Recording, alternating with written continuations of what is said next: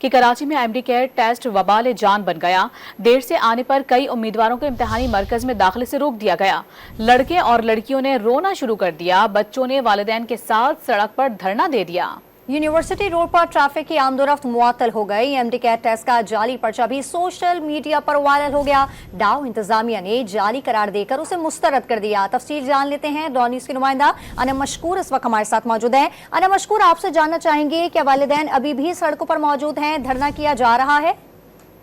جی بالکل، M D CAT کا جب پرچہ شروع ہوا ہے، شروعات سے ہی اس میں جو ہے نا مس مینجمنٹ دیکھی گئی۔ ڈاکٹر نازلی کی طرف سے واضح طور پہ ہدایت کی گئی تھی والدین کو کہ وہ پارکنگ یہاں پہ نہ کریں، لیکن امتحانی مراکز کے باہر پارکنگ کی وجہ سے جو ہے بدنظمی مزید بڑھی۔ اس کا نتیجہ یہ نکلا کہ پہلے ہی انڈر کنسٹرکشن جو یونیورسٹی روڈ ہے، یہاں پہ جو ہے جب غفیر لگ گیا لوگوں کا، بچے جو ہے امتحانی مراکز تک پہنچ نہیں سکے، جس کی وجہ سے این ای ڈی یونیورسٹی کے باہر جو ہے خاصا جو ہے ہنگامہ آرائی ہوئی ہے، وہاں پہ نعرے بازی ہوئی ہے۔ جو بچے اپیئر نہیں ہو سکے ایم ڈی کیٹ میں، انہوں نے باقاعدہ رونا شروع کر دیا، جبکہ ایسی اطلاعات بھی ہیں کہ جو انہوں نے گرلز کراس کر کے اندر جانے کی بھی کوشش کی، جس پہ انتظامیہ نے انہیں روک دیا۔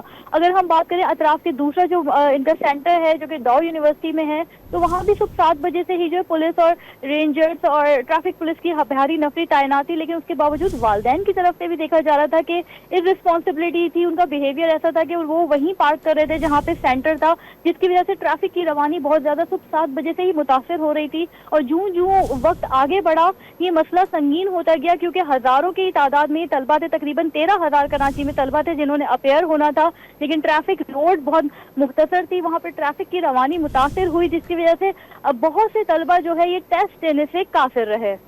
بہت شکریہ آپ کا انم مشکور۔